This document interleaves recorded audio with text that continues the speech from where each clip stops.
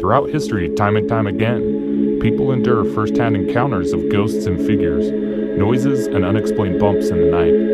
History claims the souls of the dead haunt some of our modern-day structures. Some claims are good, and others bad. Some believe that at 3 a.m., also known as dead time, that these first-hand encounters are more frequent. Meet Brett and Tyler. They investigate claims of haunted locations and set up experiments at dead time to find the truths to the myths. In this film, they will take their ideas to the notorious Fear Factory in Salt Lake City.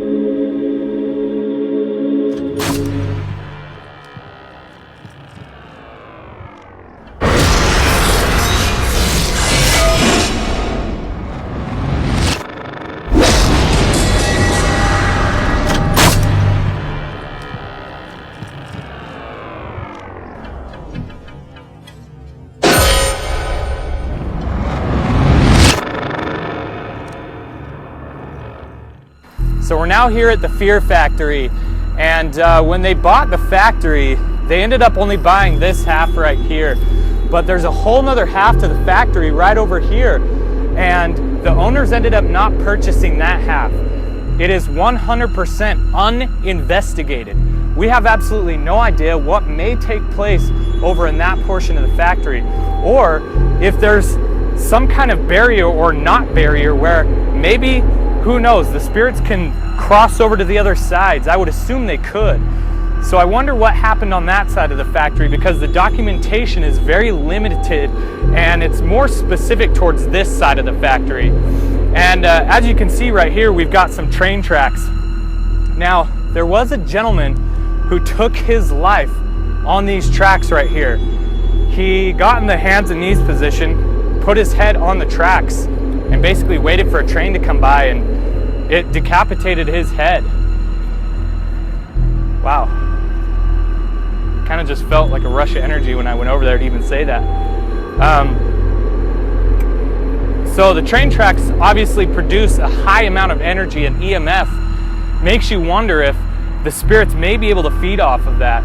There's just so many ways for them to collect energy. Right here above this cement wall is actually the freeway too. So it's hard to say what may make this place so active. Was it just the tragic events that took place here, or could it be some of the surrounding locations? I mean, we've got all kinds of reasons why they would be able to feed off of energy here. So it's just a matter of deciphering what makes it so active. It could be a combination of both. But we do know one thing: out of all the places we investigate, this is by far one of the most active spots we have ever been to. Tyler and Brett have been investigating the paranormal for over a decade, and when they heard about the factory and its notorious ghost stories, they knew they had to check it out for themselves. They spent 6 months filming day in and day out in attempts to capture any paranormal activity on camera and prove the existence of ghosts at the Fear Factory, formerly known as Portland Cement Co.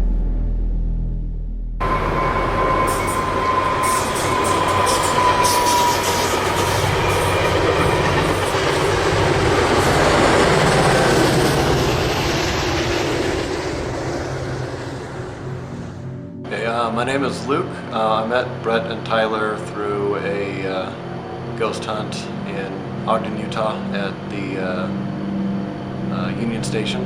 My name's Charlotte, and I met Tyler and Brett at the Union Station event in Ogden as well. Well, when I first heard that it was going to be a haunted house, haunted attraction, I had heard some things about the history with the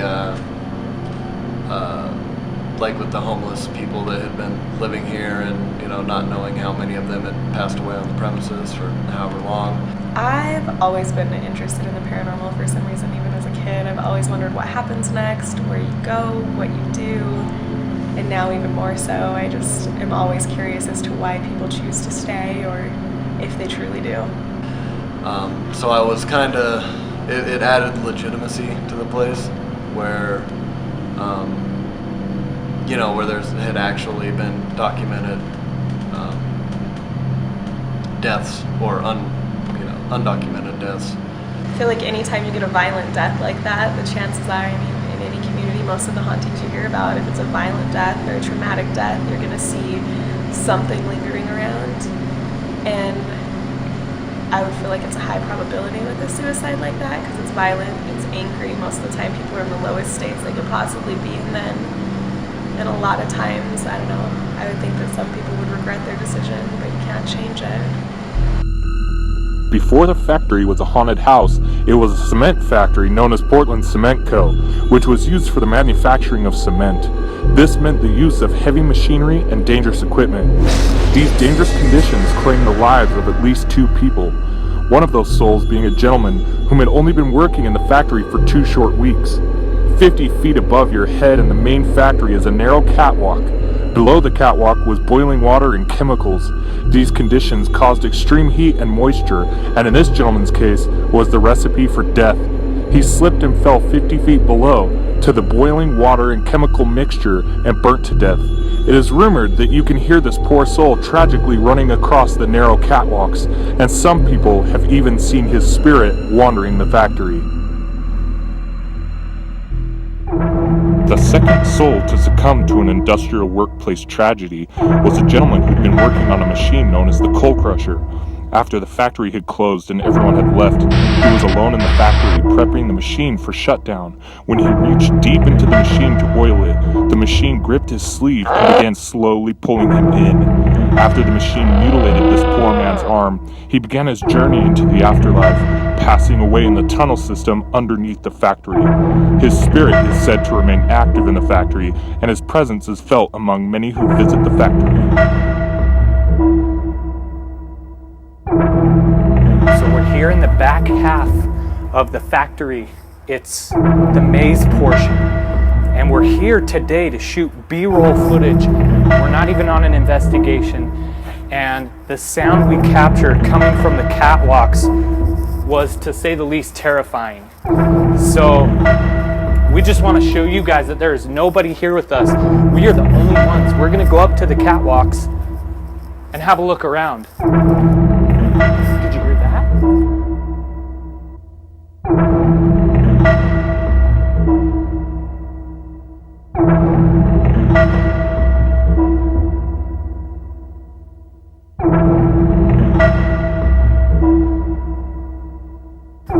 Jesus. It is literally as if the factory is a working factory right now.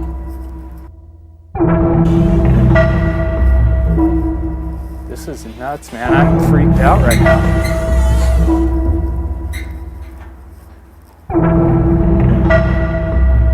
Notice how since we came out of the maze, we haven't heard a single noise.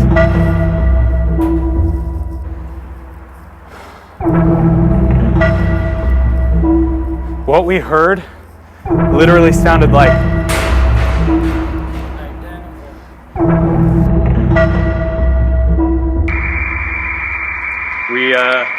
we just set off the alarm here, which proves we're the only ones here.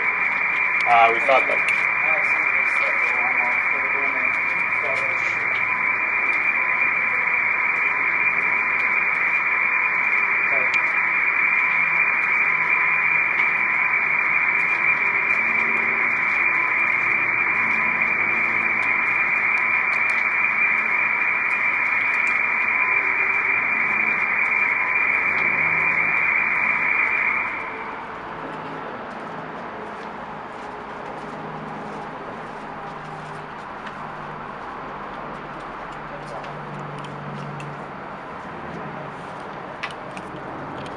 The owners have remote access from their phones to turn off the alarm, so Brett was calling them to see if they could turn it off.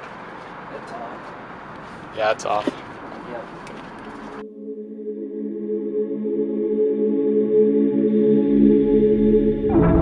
We've got a dude who came up to the fence, says he's a devil worshiper and wants to contact Satan here at the factory. He's heard rumors of people doing satanic rituals here. Come with me. He's screaming satanic chants at the fence. See, he just said, the devil come out to play. Do you believe in the devil? I love the devil. Do you worship the devil. I want to hear satanic death metal. We're gonna get back to filming, man. I appreciate you. Whoa. Here's our reenactors here. We totally interrupt their scenes. Dude, what do you think of that going on right now? What do you guys think? Isn't that freaky? He's just chilling. He's like, what's up? Yes. As the investigation night gets closer, the activity seems to pick up with strange occurrences, such as the devil worshiper outside the gates. Are the spirits able to sense the growing fear and vulnerability amongst the cast and crew? Brett and Tyler decide to take things up a notch with their dead time experiment. Dead time occurs at 3 a.m., and during that hour, some people believe the veil between the world of the living and the world of the dead combine, causing increased levels of activity. The team decides to bring in some haunted dolls during dead time in hopes of increasing the chances of communicating with the dead. But first, they contact an expert on haunted and cursed objects, Sean Burris. Sean has been featured on many cable TV shows and is known for his run with the notorious Dybbuk box. He is also the host of the Ghost Man and Demon Hunter radio show. The team hopes he will have some advice. Hey, how you doing, brother? Good, man. Good. Thanks for taking the time to talk to us, man. How's your evening going? It's going good, man. I've been busy. Just got off an airplane not too long ago. Are we rolling right now? Are you guys? Yeah, we're rolling, man. Okay, I called right into it. You know, well, the Dybbuk box is something, we did some filming with it a while back, but it was with the radio show that we do. And we'd had the owner of the Dybbuk box come on. Of course, the Dybbuk box is supposed to be one of America's alleged most haunted objects. So it's a Jewish wine box that was converted into a prayer box during the Holocaust. Lady came over from America, and that's all she had, and the clothes on her back. And she brought it here. Long story short, stuff started going nuts.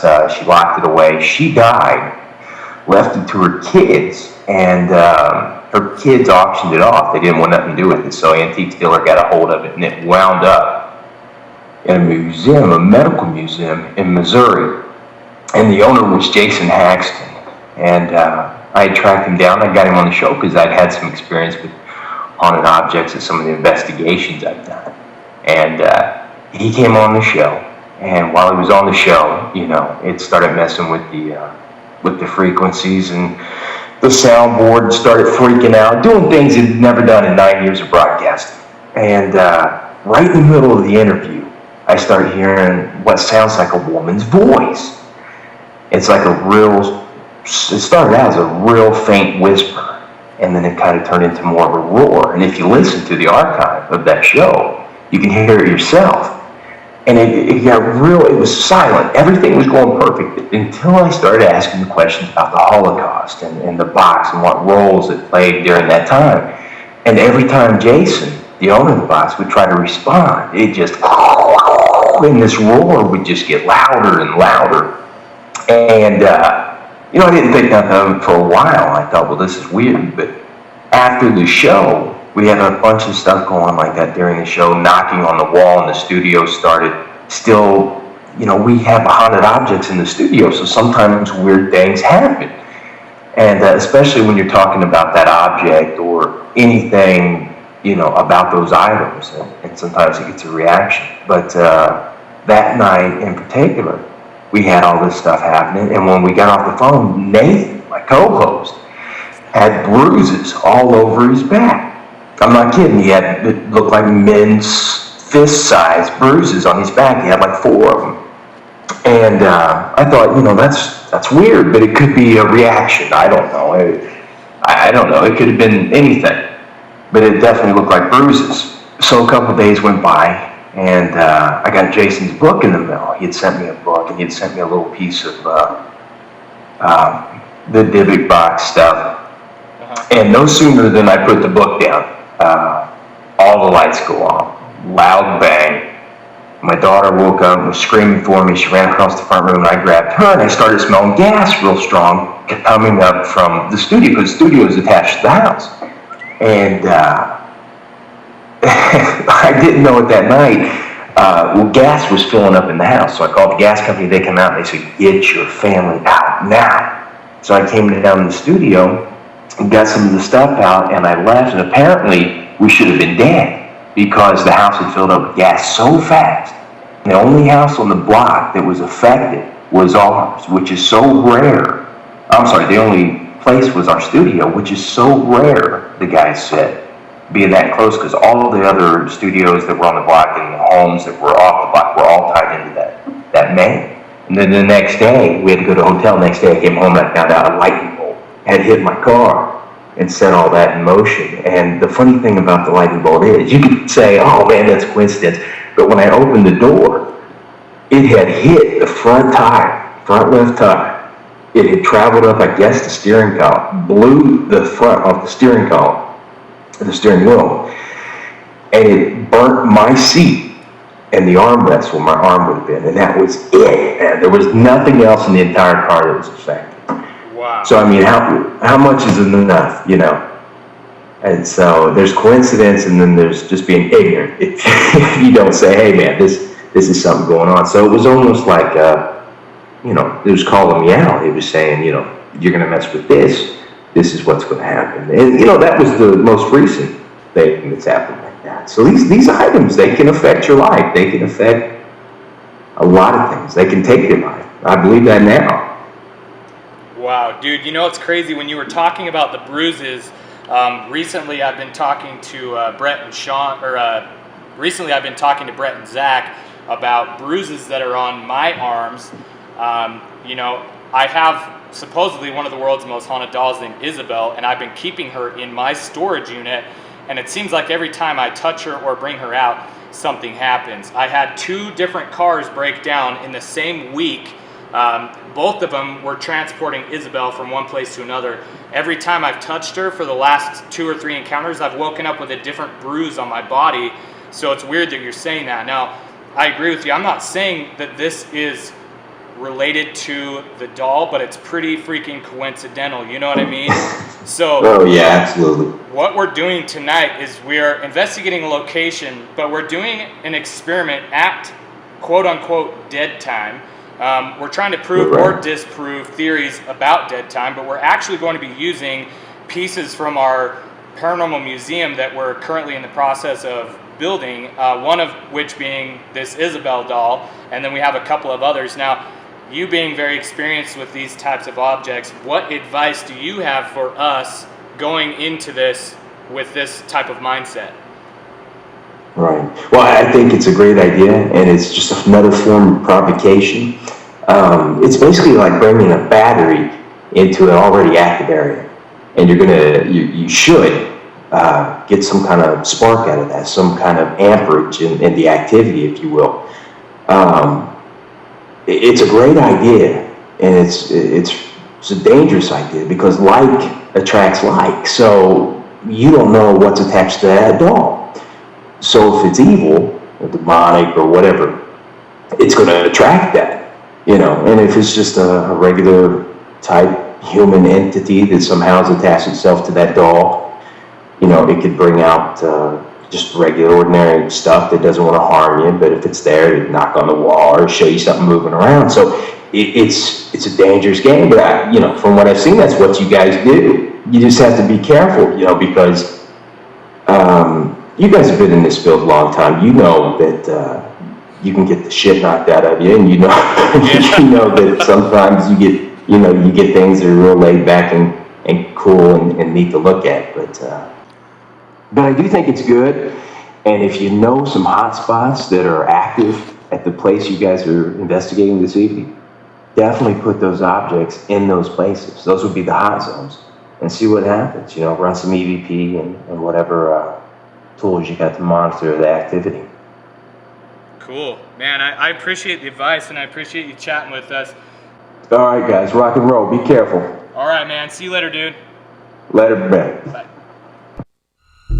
For further documentation, Brett and Tyler invite fellow paranormal investigator Zachary. He will act as an additional cameraman as well as a third pair of eyes to help Brett and Tyler decipher any paranormal activity that they may capture. As they set up, they get a surprise public blessing from world-famous religious idol Todd Bentley. Todd is a good friend of the teens and frequently tunes in to their live investigations.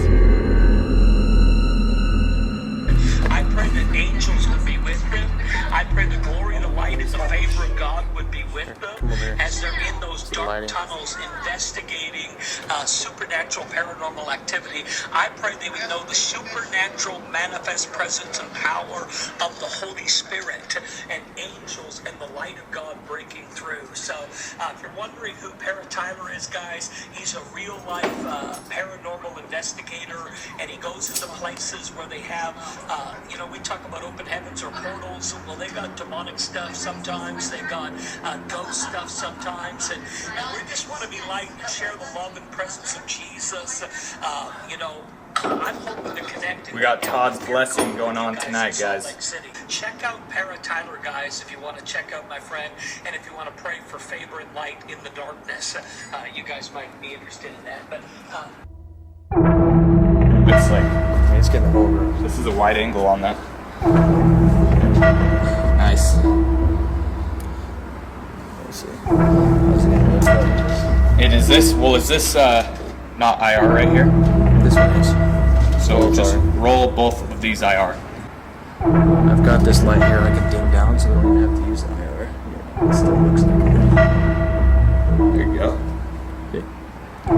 Brett, turn your light on real quick just so I can see what effect it has on his. So you probably won't even need these at all. Because look, his light's on and look how bright that lit you up there. Does that make sense?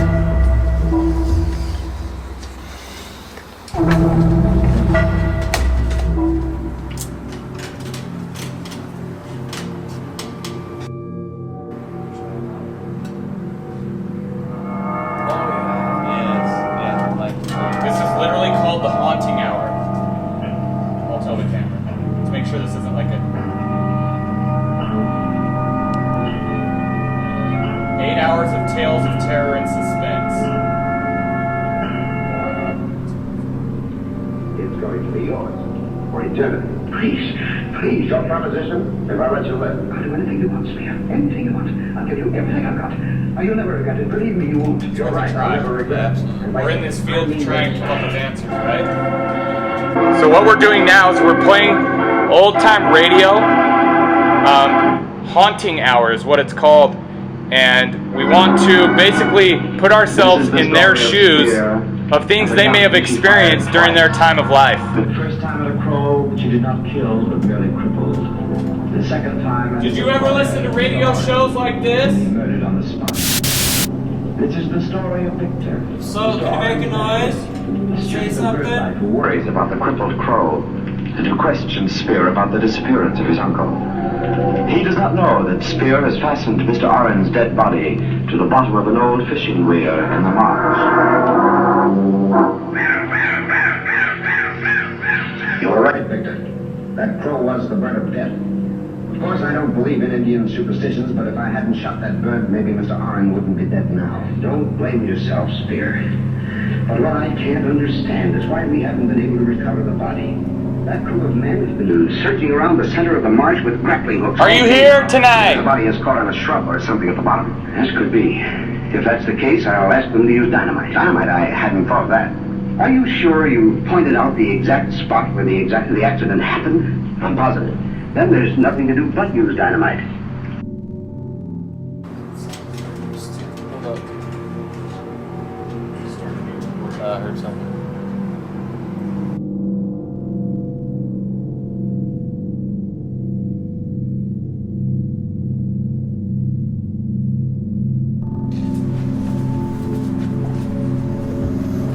Start below or what? Doesn't matter. Let's go. Go ahead, dude. Brett, where'd you go? Whoa. Brett, was that you?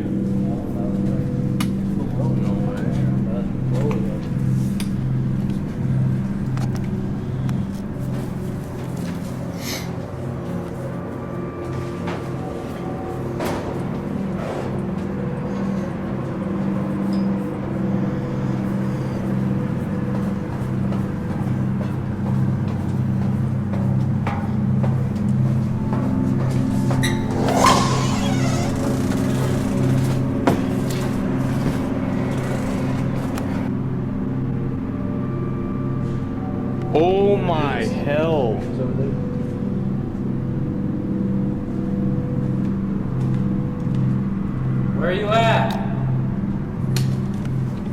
Show yourself. Oh!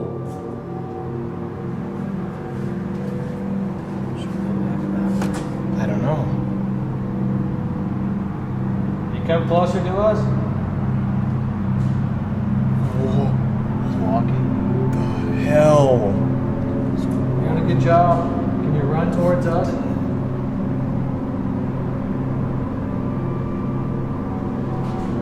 Oh my freak, dude. George, is that you or Charles or Thomas? Who are we dealing with right now?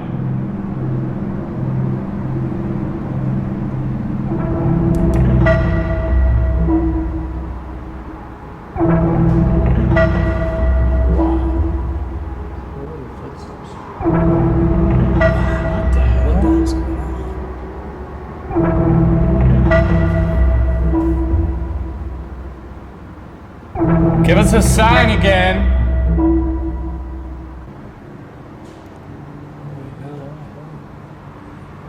Let's keep going and see what happens if we ignore it.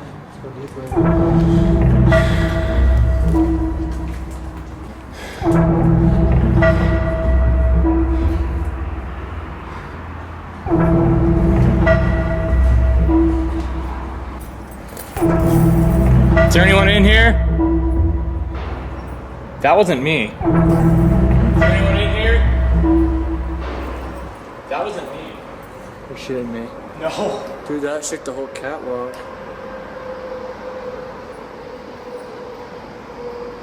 Hello? Sorry. Sorry. Charles.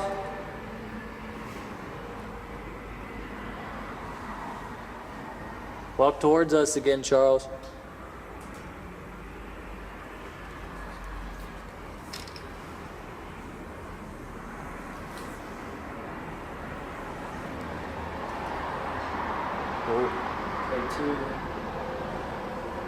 I heard a noise.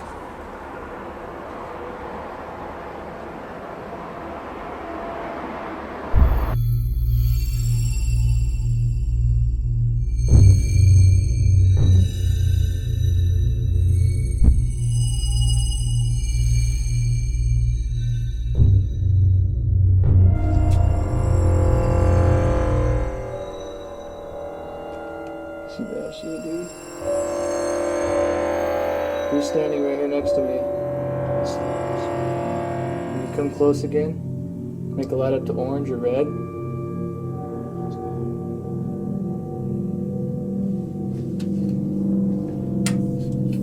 Oh. There you go, come on. Come closer, touch it. Grab my hand.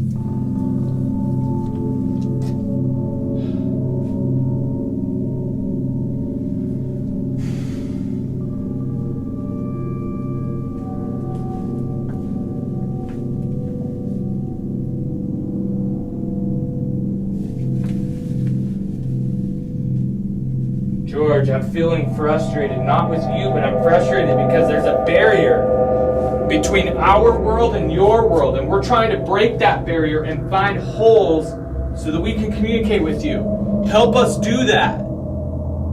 It's frustrating because you can't talk to us very well and we can't talk to you very well.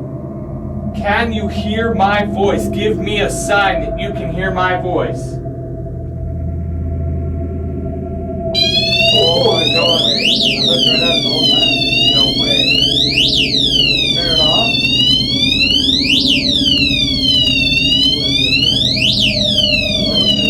This shit just went off. We're not touching it, nothing. Can you turn it back? There you go. Thank you. Oh. Turn it off, George.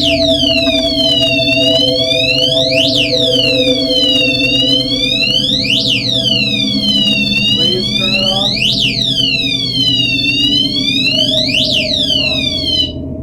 Thank you. Keep it off. George, if you can hear our voices, I want you to go move the white box again. If you can hear my voice.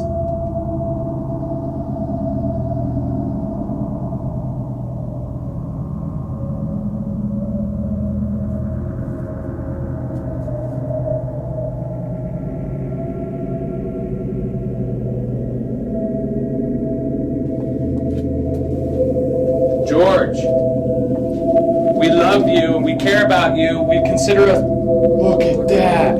As soon as I say those things, K2's going bananas over here. Oh my God! George! Wow! Give it up. Yeah, George. Good job, man. Okay, turn that off. I want you to keep that off. I'm very proud. Good job. Keep it off. Keep it off. Thank you. Oh, I just got a cold breeze. I did too. George, I am so proud of you. You're doing great. This is helping us look at the K2. George, this is helping us document the afterlife. Wow. Thank you. We want to show this to the world and let them know you're here. So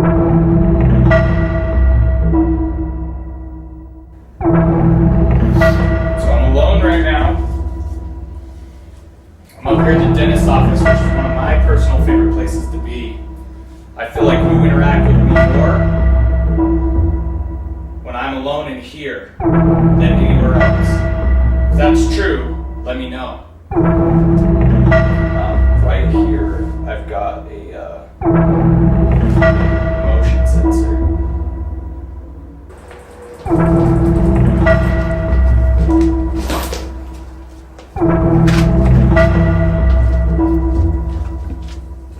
Okay, so let's go over a couple things. Right here I've got a motion sensor. Now this is going to tell me if anything walks in front of it, okay? George, you down here? It's just me, Brett. Just want to communicate with you and talk to you. Show yourself to me, please.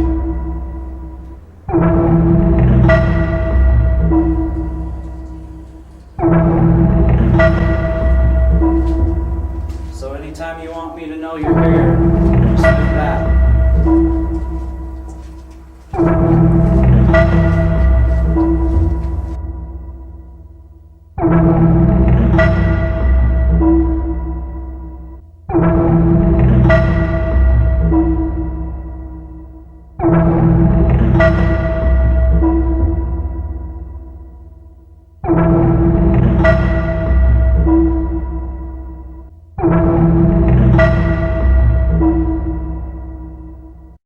So Zach is actually going to duct tape us literally into these shackles so that we cannot move. We want to be vulnerable.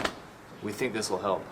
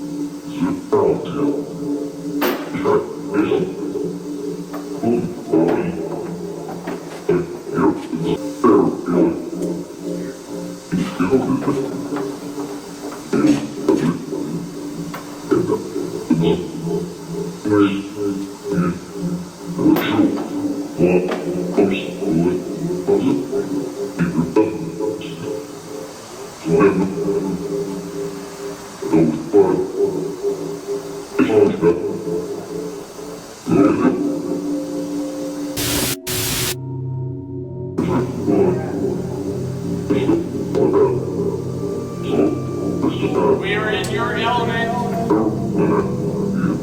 Brett and I are chained up to this wall. Brett is blindfolded. All I can do is hear and feel.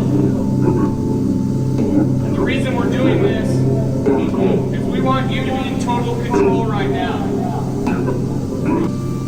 What does our fear play into this investigation? Are we hearing and seeing things because we're nervous? Or are these things really happening? That's the point of this experiment. What?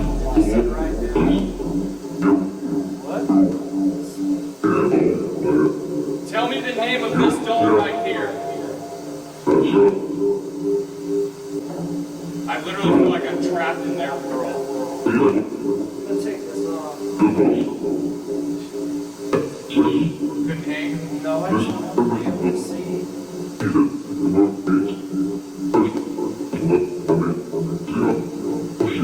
Just say pussy. I heard you say that too. Oh! What? This feels like something tugged on my cheek.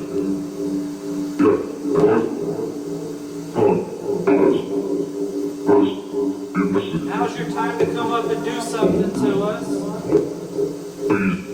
We're tied up. We can't move.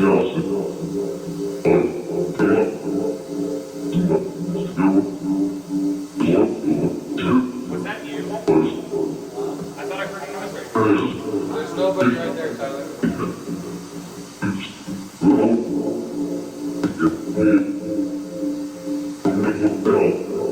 Help? I heard that too. Fuck, I don't think I can do it anymore.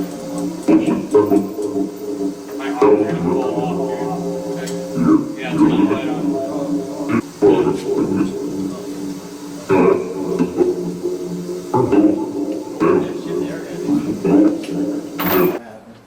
Holy cow, dude, that alone made that whole segment worth it.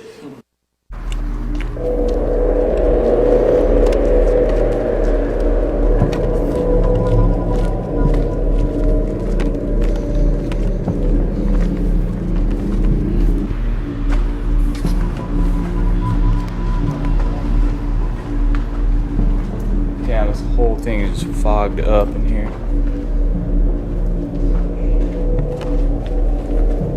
Keep going. Okay, to your left. Right there.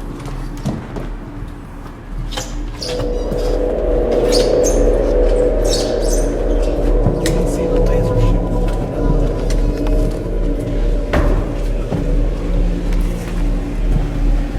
Wow. Yeah, cool.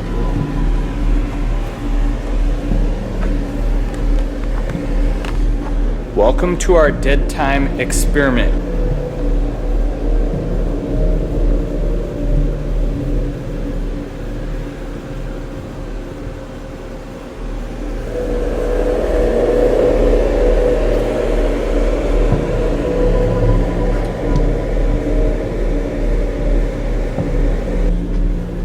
Can you give us a sign?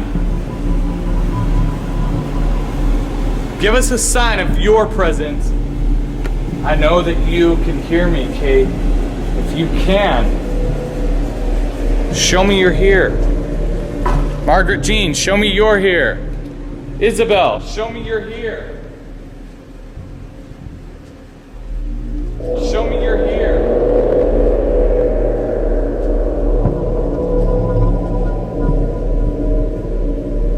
What's that?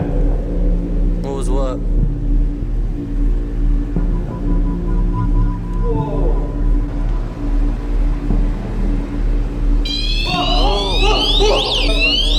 I can't see. It's not working. It's on the altar, dude, next to the doll. Dude. Oh my Dude, I God. approached the doll and it went freaking ballistic, bro. Sorry for jumping on You're you. okay. I had no idea that was right here. Now my camera's And look who it's right by. right by Isabel again.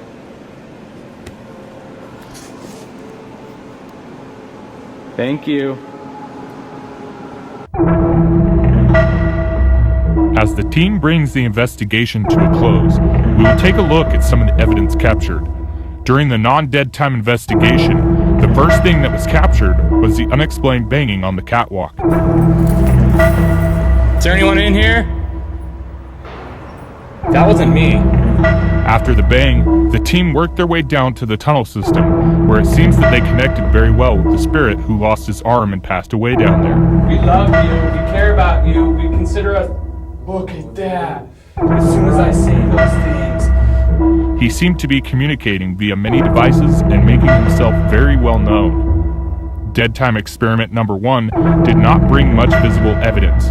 However, it did make Tyler and Brett feel very vulnerable, and they do recall feeling as if they were trapped in the spirit world and inside of their element.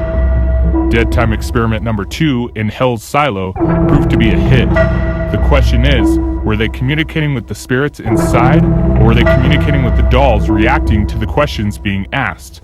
It was in this room that the team captured the shadow going into the lasers and the mist, seeming to disrupt the pattern and making itself visible. In conclusion, it seems that both the dead time and the non-dead time investigations led to multiple experiences, but it wasn't until the dead time experiment number 2 that a shadow was captured on camera. Regardless of bringing in haunted dolls, capturing evidence on both investigations pre-dead time and post-dead time, all we can say is regardless, the Fear Factory in Salt Lake City is haunted by ghosts.